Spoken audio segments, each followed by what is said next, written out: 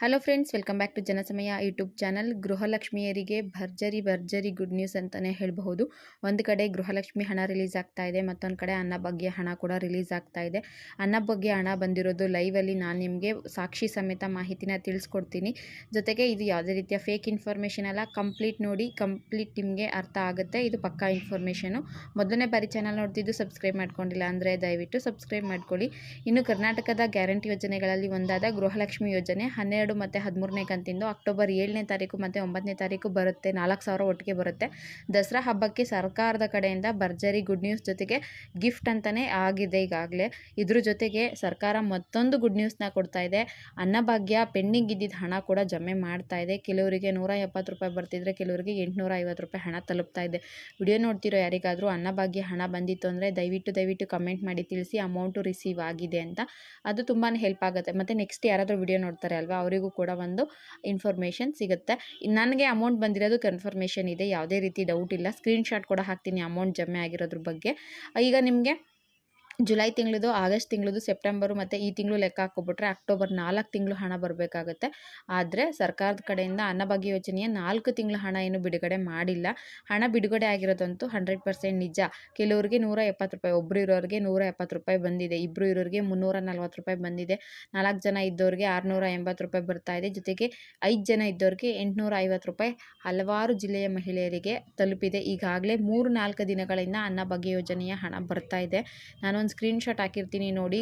ಅನ್ನಭಾಗ್ಯ ಯೋಜನೆಯ ಹಣ ಏನಿದೆ ಜುಲೈ ತಿಂಗಳದು, ಅದು ನಿನ್ನೆ ಬಂದಿದೆ. ಆ ಸ್ಕ್ರೀನ್ಶಾಟ್ ಈಗ ನೋಡ್ಕೊಳ್ಳಿ, ನೋಡಿ ಯಾವ ಡೇಟಲ್ಲಿ ಮತ್ತು ಯಾವ ಟೈಮಲ್ಲಿ ಬಂದಿದೆ ಅನ್ನೋದು ಕೂಡ ಇದರಲ್ಲಿ ಮೆನ್ಷನ್ ಆಗಿರುತ್ತೆ.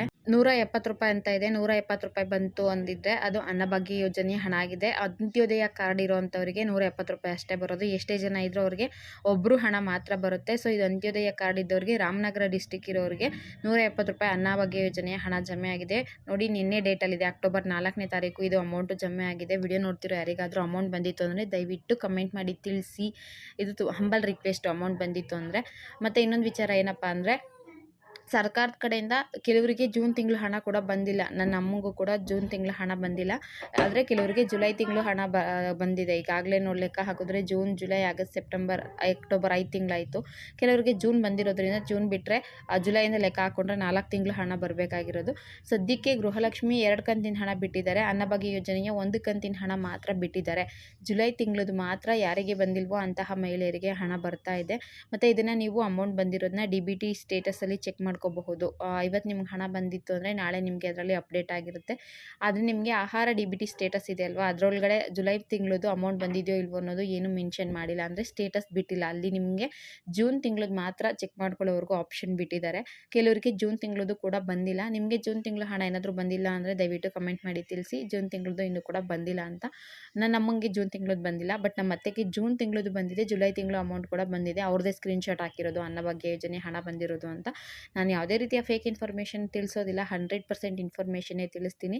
ವಿಡಿಯೋ ನೋಡಿದ್ದಕ್ಕೆ thank you for watching friends. Comment ಮಾಡೋದನ್ನ ಮರಿಬೇಡಿ, ಮತ್ತು ಒಂದು ಲೈಕ್ ಮಾಡಿ, ಶೇರ್ ಮಾಡಿ. ಮಿಸ್ ಮಾಡಿದೆ ನಿಮ್ಮ ಫ್ರೆಂಡ್ಸ್ ಯಾರಾದರೂ ಇದ್ದರೆ ಅವರಿಗೆ ಶೇರ್ ಮಾಡಿ. ಇದೇ ರೀತಿಯ ಯೂಸ್ಫುಲ್ ಇನ್ಫಾರ್ಮೇಷನ್ನ ನನ್ನ ಯೂಟ್ಯೂಬ್ ಚಾನಲ್ಗಳಲ್ಲಿ ನಾನು ನೀಡ್ತೀನಿ. Thank you for watching friends.